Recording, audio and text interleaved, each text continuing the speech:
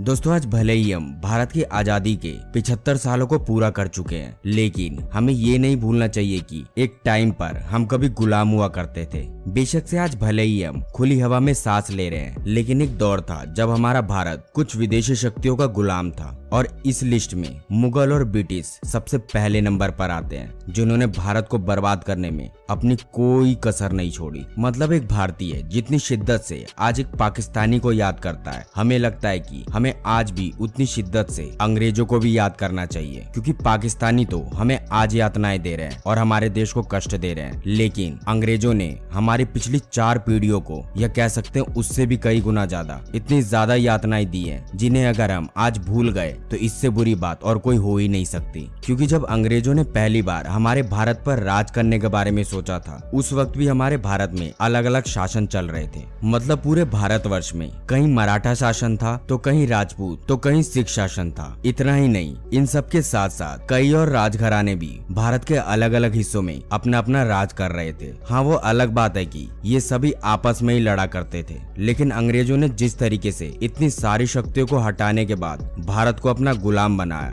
ये सच में हैरान कर देने वाली बात है। क्योंकि अंग्रेजों ने न सिर्फ सभी शक्तियों को हटाया, बल्कि बहुत ही बुरे हालत में भारत को छोड़ के गए। सोने की चिड़िया कहे जाने वाले देश को ऐसा लूटा कि उसका भुगतान भारत आज तक कर रहा है। मतलब कि अगर आज भी कोई लंदन या यूके के किसी बड़े शहर में जाता है, तो अंग्रेजों ने भारत से लूटे हुए सामान का म्यूजियम बना रखा है और इतनी शान से वहाँ रख रखा है जैसे उन्होंने खुद बनाई हो, और पूरी दुनिया इसे देखती है। मतलब सीधी तौर पे कह लें कि उन्हें भारत को लूटने का जरा सा भी पछतावा तक नहीं है। और अंग्रेज सिर्फ इतने पर ही शांत नहीं हुए, अंग्रेजों ने भारत को लूटने के साथ साथ हम भारतीयों के साथ ऐसी हरकत की जिससे किसी भी भारतीयों का खून खौल जाएगा। इसलिए दोस्तों आज की इस वीडियो में हम आपको बताएंगे कि 1857 से लेकर 1947 तक आखिर अंग्रेजों ने हमें किस तरह से इकोनॉमिकली बर्बाद कर दिया। इतना ही नहीं, इसमें ये भी जानेंगे कि भारत आने के बाद उन्होंने किन किन राजाओं की हत्या की, भारत से क्या क्या चोरी करके ले गए, अंग्रेजों ने भारत का कहां कहां गलत इस्तेमाल किया और क्यों, कब और कितने भारतीयों की हत्या की। नमस्कार दोस्तों, मैं आपका होस्ट गौरव कश्यप और आप देख रहे हैं एजीके टीवी हिंदी। तो चलिए दोस्तों, बिना किसी देरी के आज की शॉकिंग और खून खौला देने वाले वीडियो को शुरू करते हैं, जो कि हर भारतीयों के लिए देखना काफी जरूरी है। इसलिए अगर आप एक भारतीय हैं तो अभी से इस वीडियो को लाइक कर दीजिए, और आपसे रिक्वेस्ट है कि इस वीडियो को देखते आपको कौन सा ऐसा पार्ट लगा जिससे आपका खून खौल गया, हमें कमेंट करके जरूर बताइएगा। तो आइए वीडियो की तरफ चलते हैं। दोस्तों सबसे पहले बात शुरू करते हैं आर्थिक तौर पर। आपको भले ना पता हो, लेकिन अंग्रेजों ने कानून तो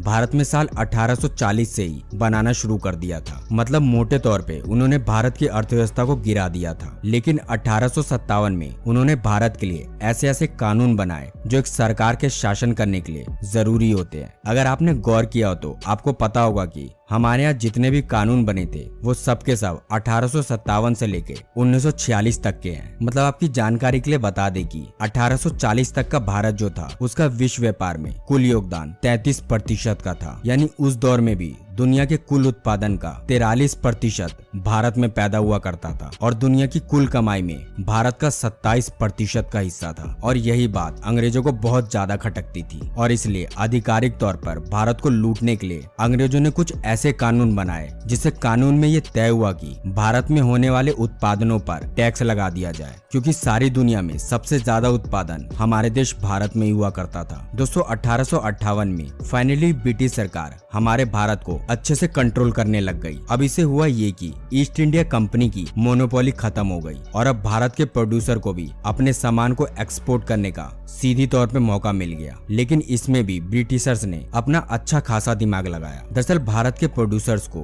ब्रिटिशर गोल्ड या सिल्वर में पैसे नहीं देते थे, बल्कि वो उन्हें पैसे स्पेशल काउंसिल बिल के तहत देते थे, और इन बिल को भारत के प्रोड्यूसर कॉलोनियल ऑफिसर को दिखाकर पैसे लेते थे। लेकिन ब्रिटिश उन्हें ब्रिटेन की करेंसी नहीं, बल्कि भारत में जनरेट हो रहे टैक्स के पैसे ही देते थे। यानी उनके पैसे उन्हें ही वापस कर देते थे, जिसमें ब्रिटिशर्स इस बात का ध्यान रखते थे कि उनके देश से कोई भी गोल्ड या सिल्वर भारत ना आ पाए। क्योंकि भारत को लूटने के लिए ब्रिटिशर्स ने दूसरा तरीका अपनाया था, बायस्ड ट्रेड पॉलिसी का। इस पॉलिसी से भारत का बहुत तेजी से डी इंडस्ट्रियलाइजेशन हुआ। इस पॉलिसी से सबसे ज्यादा नुकसान भारत की टेक्सटाइल इंडस्ट्री का हुआ। आपको बता दें कि ये वही टेक्सटाइल इंडस्ट्री है जो 17वीं शताब्दी आबादी तक आसमान छू रही थी। भारत में बने कपड़ों की डिमांड यूके और यूरोप में काफी ज्यादा थी, लेकिन जैसे ही ब्रिटेन में इंडस्ट्रियल रेवोल्यूशन हुआ तो वहाँ डेवलप हुआ मशीन से बने कपड़ों का ट्रेंड। अब मशीन से बने कपड़े काफी ज्यादा चीप हुआ करते थे। इससे हुआ कि ब्रिटिशर्स ने भारत से आए कपड़ों पर हाई ड्यूटी लगाना शुरू कर दिया ताकि उनके कपड़ों की डिमांड अचानक से बढ़ जाए। और हुआ भी कुछ ऐसा ही जैसा ब्रिटिशर्स ने सोचा था, एकदम हूबहू वैसा ही हुआ। भारत की टेक्सटाइल इंडस्ट्री धीरे धीरे डाउन होती चली गई क्योंकि लोग लगातार चीप कपड़े के पीछे जाने लगे। इससे भारत की टेक्सटाइल इंडस्ट्री पूरी तरीके से बर्बाद हो गई, जिससे भारत की इकोनॉमी को सबसे पहला जोरदार झटका लगा क्योंकि काम न होने के कारण लोग फिर से गाँव की तरफ माइग्रेट करने लगे। डी इंडस्ट्रियलाइजेशन से हुआ कि लोग ज्यादातर खेती पर डिपेंड हो गए। इसके बाद तीसरा प्लान बनाया कि वो भारत से आए टैक्स को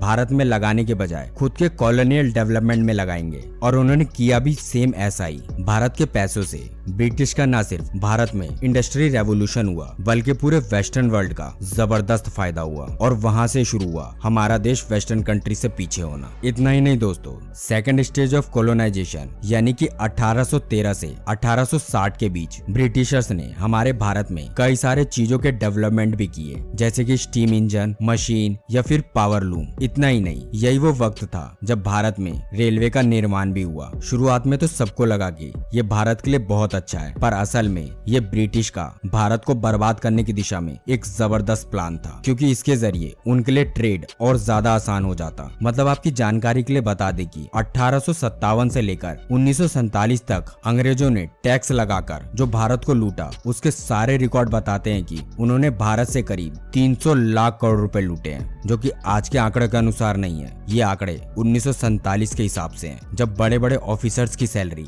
यानी जो जनरल और मैनेजर के पोस्ट पे बैठे हुए हैं, उनकी सैलरी 1 रुपए हुआ करती थी। जिस वजह से आज भारत की जो गरीबी आई है वो लूट से आई हुई गरीबी है। मतलब आप इस तरीके से बहुत आसानी से समझ जाएंगे कि जैसा कि हमने आपको शुरुआत में बताया था कि 1840 में भारत की विश्व व्यापार में हिस्सेदारी लगभग 33% की थी, वो अब घटकर मात्र 5% की रह गई थी, क्योंकि हमारे कारखाने बंद हो गए थे। लोगों ने खेतों में काम करना बंद कर दिया था। हमारे मजदूर पूरी दुनिया में सबसे ज्यादा बेरोजगार हो गए थे, और भारत में हर 10 में से 9 आदमी पाई के लिए तरस रहा था। पर दोस्तों बात यहीं खत्म नहीं होती, असली क्लाइमेक्स तो अभी बाकी है। मतलब जितना राज, जितने पैसे ब्रिटिशर्स ने लूटे, उतने तो मुगलों के रहते हुए अंग्रेज कभी लूट नहीं पाते, और शायद इसीलिए अंग्रेजों ने अपने फायदे के लिए कई सारे राजाओं की हत्या भी की। सबसे पहले तो 1857 में ही भारत पर अपना जोर दिखाते हुए अंग्रेजों ने रानी लक्ष्मीबाई को मार दिया। दरअसल अंग्रेज कैप्टन हुरोज ने पत्र लिखकर रानी से अंतिम बार समर्पण करने को कहा था। जवाब में रानी लक्ष्मीबाई अपनी सेना के साथ किला छोड़ मैदान में उतर आई। उनकी रणनीति थी कि एक ओर से तात्या की सेना ब्रिगेडियर स्मिथ की टुकड़ी को घेरेगी और दूसरी ओर से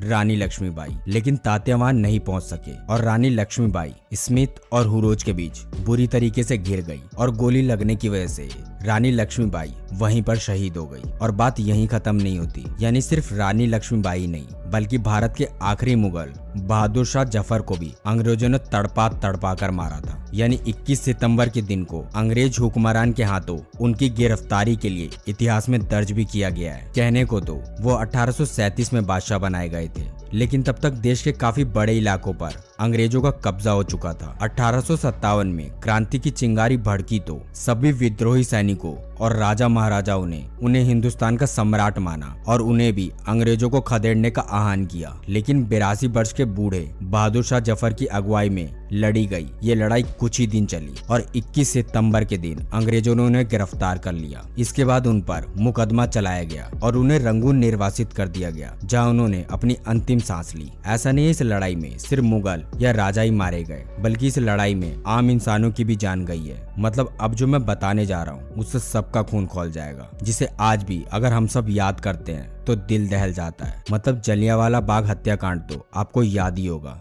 दिन था 13 अप्रैल 1919, जब जलियांवाला बाग में ब्रिटिश सैनिकों ने महज 10 मिनट में कुल 1650 राउंड गोलियां चलाई और अंग्रेजों ने जलियांवाला बाग को इतनी बुरी तरीके से घेरा था कि उस दौरान जलियांवाला बाग में मौजूद लोग बाहर नहीं निकल सकते थे, क्योंकि बाग से निकलने का एक ही रास्ता था जहां अंग्रेजी सैनिक खड़े थे। हालांकि गोलीबारी से बचने के लिए लोग कुएं में कूद गए और फिर क्या था, मात्र कुछ ही मिनटों में जो कुआं कल तक पानी पीने के काम आता था वो देखते ही देखते पूरी तरीके से लाशों से भर गया। इस घटना में बहुत से लोग भगदड़ में कुचले गए और हजारों लोग गोलियों की चपेट में आए। और ये अकेली ऐसी घटना नहीं है, आप मोबला विद्रोह को भी ले लीजिए। मतलब हमारी आपसे रिक्वेस्ट है कि एक बार आप इन विद्रोह के बारे में पढ़ना। अंग्रेजों ने भारतीयों की आवाज दबाने के लिए क्रूरता की सारी हदें तक पार कर दी थी। मतलब जितनी यातनाएं और दुख दिया था उसे मैं इस वीडियो में बता तक नहीं सकता, लेकिन आप लोग से रिक्वेस्ट जरूर कर सकता हूँ कि इसे पढ़िएगा जरूर। और इतना सुन के अगर अभी भी आपका खून नहीं खौला तो अभी आगे और सुनिए,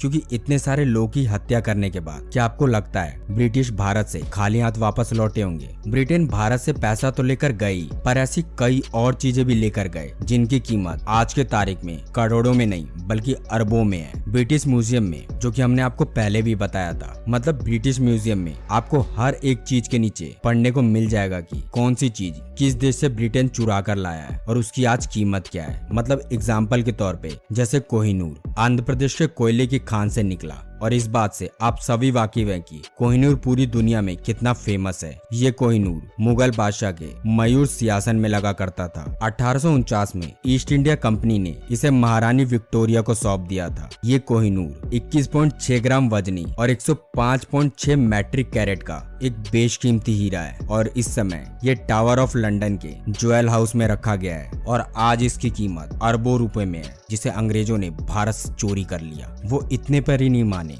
आपको बता दे कि टीपू सुल्तान की अंगूठी, हालांकि आप में से कई लोगों ने इतिहास में कई बार टीपू सुल्तान का नाम जरूर पढ़ा होगा। 1799 में टीपू सुल्तान और अंग्रेजों का युद्ध हुआ, जिसमें टीपू सुल्तान वीर गति को प्राप्त हुए। मतलब आपको बता दे कि अंग्रेज इतने बड़े लुटेरे थे कि उन्होंने मरे हुए टीपू सुल्तान तक को नहीं छोड़ा और उनके शरीर से तलवार और उनकी उंगली में लगी अंगूठी को भी चोरी कर लिया, जिससे आप ये समझ सकते हैं कि अंग्रेज असलियत में कितने नीच थे। मतलब हमारा मानना है कि हमें इतनी आसानी से अंग्रेजों के किए गए कुकर्मों को इतनी जल्दी नहीं भूलना चाहिए। मतलब आज कई लोग अंग्रेजों को अच्छी नजर से देखते हैं, पर सच्चाई उनकी ये है। खैर आगे चलते हैं। अब आप इसी से अंदाजा लगा सकते हैं कि अंग्रेज ने हमारे साथ कितनी बड़ी नाइंसाफी की है। चलिए आप जरा ये भी जान लीजिए कि अंग्रेजों ने कैसे कैसे भारतीयों को नाजायज इस्तेमाल किया है। 1864 के छावनी अधिनियम ने इन छावनियों में विनियमित किया गया था। यहाँ गरीब भारतीय महिलाओं को फाइनेंशियली फ्रीडम देने के नाम पर वैश्यावृत्ति में ढकेल दिया जाता था और उसे लीगलाइज करने के बाद चकला नाम दिया जाता था, जिसे पूरी तरह जाहिर है कि भारतीय महिलाओं के अधिकारों का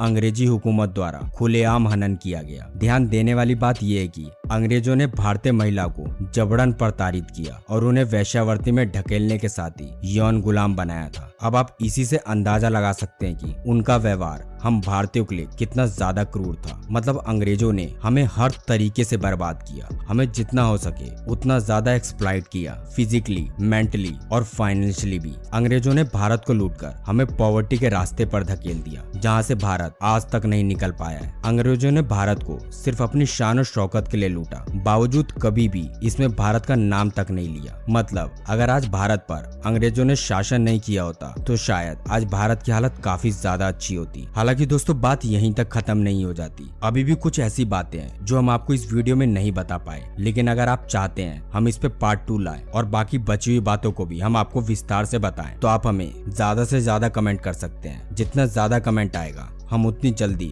इसका पार्ट 2 लाने का कोशिश करेंगे, जिसमें आपको पूरी डेप्थ से बताएंगे कि इसके अलावा भी अंग्रेजों ने और क्या क्या और कितनी बड़ी बड़ी यातनाएं दी भारत को और कहां कहां बर्बाद किया। और फिर हम आपको अंत में ये भी बताएंगे कि क्यों अचानक से जिन अंग्रेजों ने भारत पर इतनी अच्छी तरीके से कब्जा कर लिया था, क्यों उन्हें 1947 में भारत छोड़कर जाना पड़ा। ये सारी बातें हम पार्ट 2 में क्लियर करने वाले हैं, लेकिन आज के लिए बस इतना ही। वैसे आपकी इस पर क्या राय है कमेंट सेक्शन में जरूर बताइएगा। लेकिन ये वीडियो आपको जरा सा भी अच्छी लगी हो तो इसे लाइक करना और अपने हर भारतीय दोस्त और अपने रिश्तेदारों को शेयर करना मत भूलिएगा। तो दोस्तों आज के लिए बस, फिर मिलते हैं एक और ऐसी बेहतरीन वीडियो के साथ। तब तक के लिए जय हिंद, जय भारत।